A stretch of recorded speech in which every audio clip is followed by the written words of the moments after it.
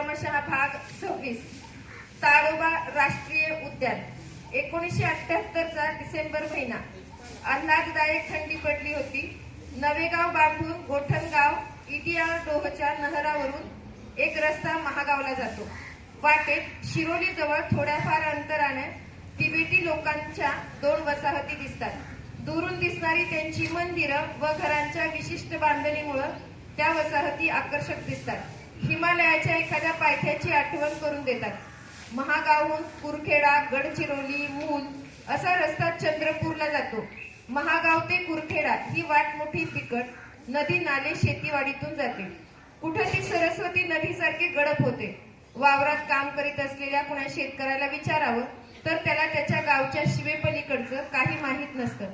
अशा माणसांना देशात काय चाललंय याची जाण कुठून असणार. कुठल्या तरी निमित्तानं शहरं बंद होती. जाळपोळ, दंगा धोपा चालू होता. परंतु इथल्या जंगलातील गावं शांत होती. ब्रह्मपुरीहून चंद्रपूरला जायचं तर वैनगंगा नदी ओलांडून जावं लागतं.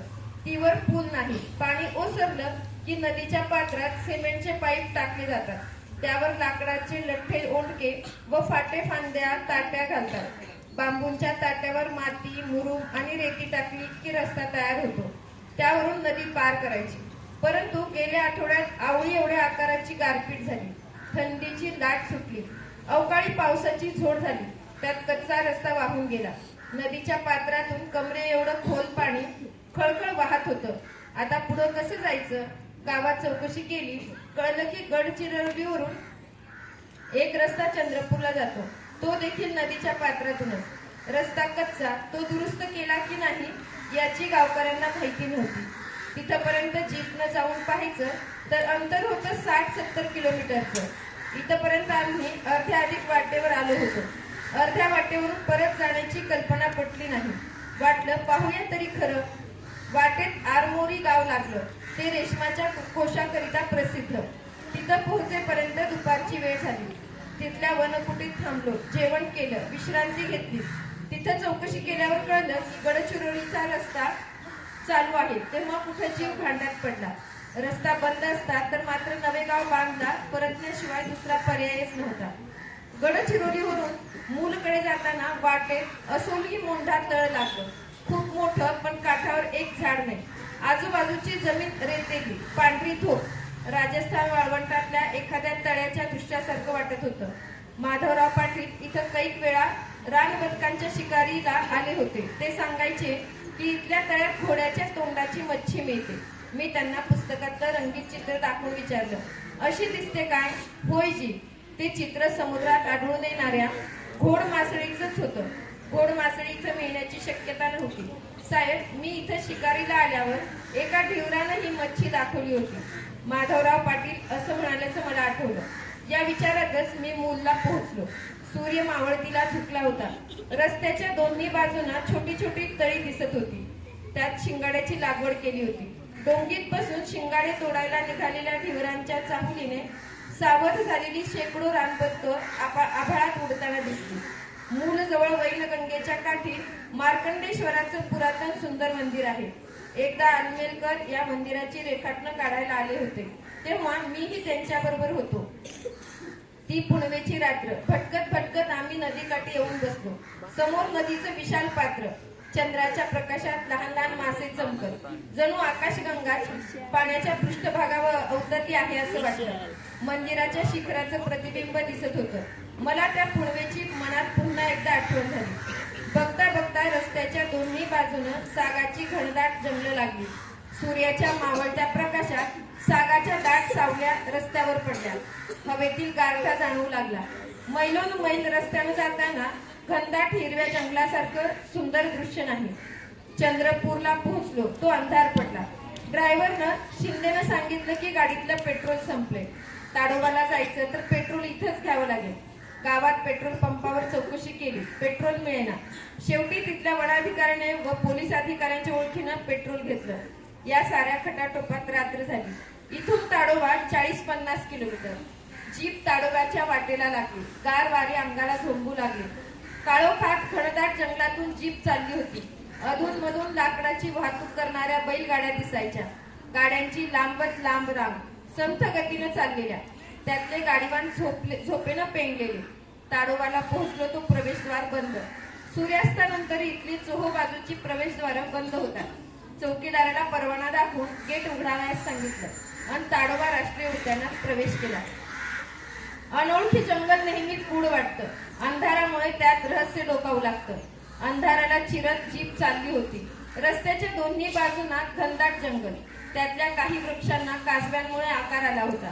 इतक्यात रस्त्याच्या कडेला चरत असलेल्या सशाच्या जोडीनं टुनकन प्रकाशात उडी मारली आणि ती जीप पुढे धावू लागली. त्यांच्या कानांच्या लांब सावल्या पडल्या. बरेच अंतर ती जीप पुढे पळत होती. एका वळणावर त्यांनी पुन्हा अंधारात उडी मारली. सुरुवातीला जर असे ससे दिसले तर पुढे वन्य प्राणी दिसत नाही असा समज आहे, परंतु तो खरा नाही. थोडं अंतर गेल्यावर एक भलं मोठं तरस आडवं आलं आणि रस्ता ओलांडताना त्यानं माझ्याकडे नजर केली. तसा तो तिथं स्थिर उभा राहिला. त्याचे हिरवेगार डोळे चमकत होते. हळूच हॉर्न वाजविला तसा तो गाडी समोरून दुडक्या चालीने धावू लागला. असं पळताना ते भलं मोठं जनावर फार विनोदी वाटलं. पळता पळता तो मध्येच आडवा होईल. हॉर्न वाजविताच वेढ्यासारखा पुढे धावत राहील. असं 1-2 किलोमीटर अंतर तुटलं.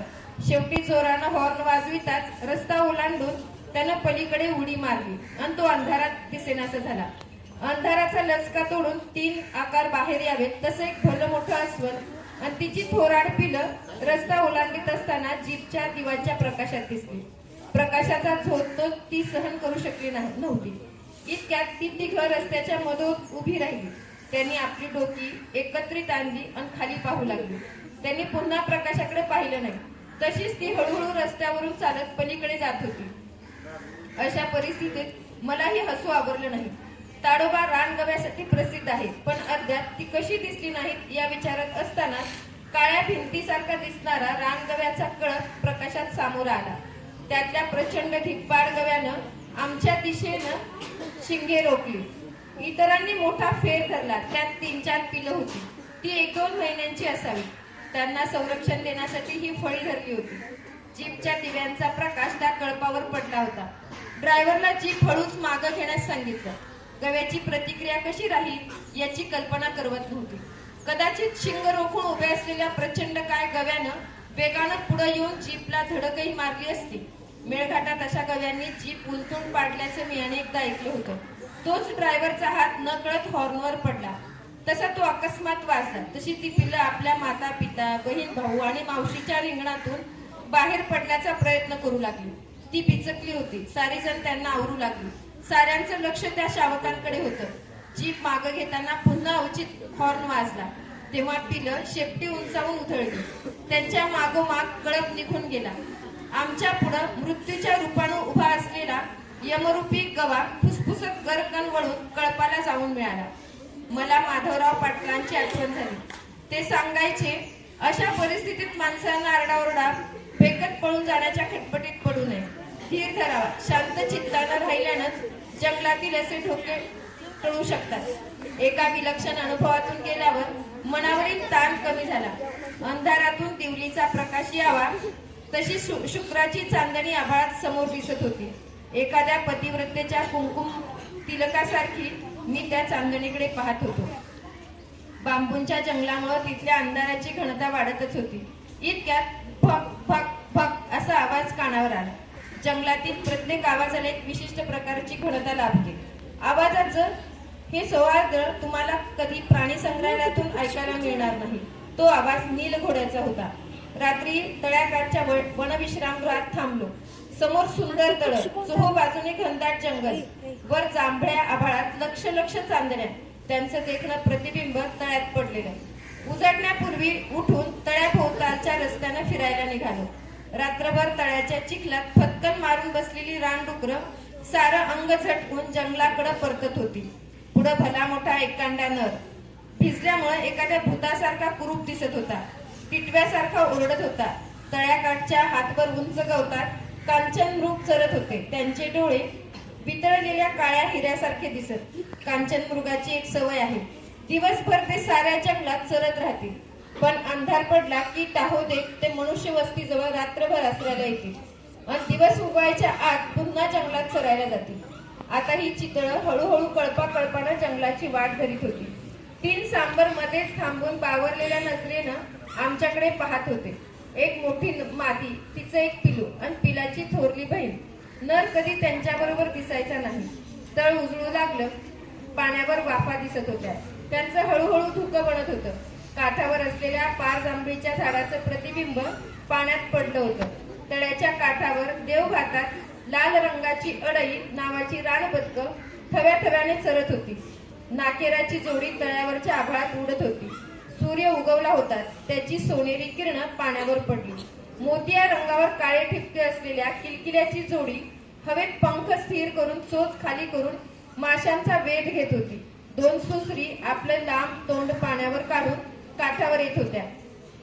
त्या सुसरीकडे पाहताना मला एका ज्येष्ठ वनाधिकाऱ्यांनी सांगितलेली घटना आठवली. ती इथंच घडलेली. मी त्यांच्याच शब्दात सांगतो. जंगलातून फिरती केल्यावर सायंकाळी थकून ताडोबाच्या डाक बंगल्याच्या व्हरांड्यात मी आराम खुर्चीवर बसलो होतो. त्या काळात डाक बंगल्याच्या आजूबाजूला दाट झाडी होती. इतक्यात झुडपात काहीतरी वाजलं. पण मला इतका कंटाळा आला होता की उठून तो आवाज कशाचा आहे हे पाहण्याइतका उत्साह राहिला नव्हता. इतक्यात एक धाक नर सांबर समोरच्या तळ्यात धावत आला. कुणीतरी त्याचा पाठलाग करीत असावा. त्यानं तळ्यातील पाण्यात प्रवेश केला. मी पडल्या पडल्या त्याच्याकडे पाहत होतो.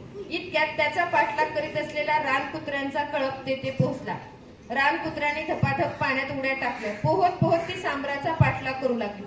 झालेलं सांबर पुढं पुढं पोहत जात होतं आणि माझ्या डोळ्यावर विश्वास बसेना. मी खाडकन खुर्चीतून उठलो. पुढं काय घडतंय ते मी श्वास रोखून पाहू लागलो. तोच 5-6 सुसरी त्या सांबरावर चालून आल्या. त्यांनी क्षणातच सांबराला पाण्याखाली ओढलं. हे सारं विलक्षण शांत रीतीनं पकडलं. परत फिरलेल्या निराश झालेल्या रानकुत्र्यांच्या कळपाकडे मी पाहत होतो. तळ्याकाठी मासे मारीत असलेल्या ढिवरानं हे सारं पाहिलं होतं. त्यानं आणखी 2-4 सोबत्यांना बोलावलं. हातात लांब बांबू घेऊन त्यांनी 2 टोंग पाण्यात सोडल्या. त्यानं तळ्यातील सुसरीच्या कप्पी कपारी माहीत होत्या. सुसरीने लगेच त्या सांबराला कपारीत खेचून नेलं होतं. बांबूंच्या साह्यानं त्यांनी त्या मृत सांबराला बाहेर काढलं. धडपडीत एक डोंगी उलटी देखील झाली. शेवटी त्या सांबराला डोंगीत घालून काठावर आणलं. कातडं काढलं. मासाचे वाटे करून घेतले आणि ढिवर निघून गेले. आणि त्या अधिकाऱ्याने मला विचारलं, तुम्ही रानकुत्र्यांचा अभ्यास करीत आहात. मला असं सांगा, ह्यात अधिक क्रूर कोण? ताडोबाचं तळ फार जुनं आहे. त्यात सुसरीप्रमाणे महाकाय कासव देखील आहेत. कासव दीर्घायुष्य असतं. तरुण कासव विणीसाठी तळ्याच्या काठावर आलेली दिसतात. पण 4 ते 5 फूट व्यासाच्या आकाराची कासव मात्र क्वचितच पाण्यावर येतात.